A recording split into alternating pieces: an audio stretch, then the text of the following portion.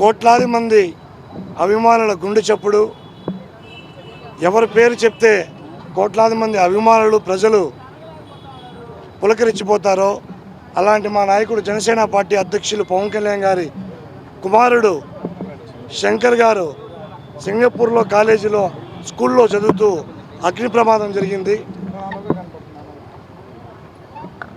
శంకర్ నిండు నూరేళ్లతో ఉండాలని చెప్పని ఆ కలియుగ వెంకటేశ్వర స్వామి ఆశీస్సులు ఎల్లవేళలా మా శంకర్ గారికి ఉండాలని చెప్పి ఈరోజు తిరుపతి పాదాల మండపం దగ్గర టెంకాయలు కొట్టి ఏడుకొండల స్వామిని వేడుకున్నాం.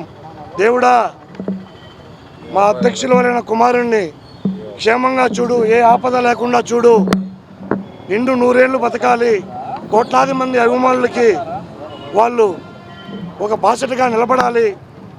పవన్ కళ్యాణ్ గారికి ప్రజలకి ఏమన్నా జరిగితేనే తట్టుకోలేరు.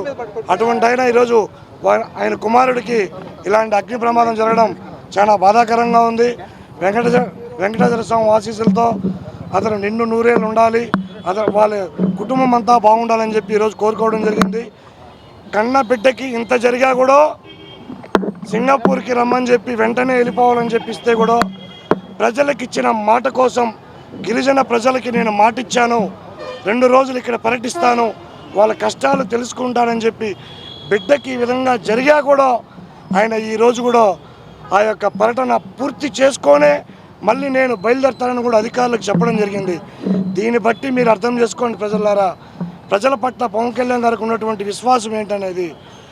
కుటుంబాన్ని సైతం పక్కన పెట్టి ప్రజల కోసం నిలబడ్డ ఏకైక నాయకుడు మా జనసేన పార్టీ అధ్యక్షులు పవన్ కళ్యాణ్ గారు.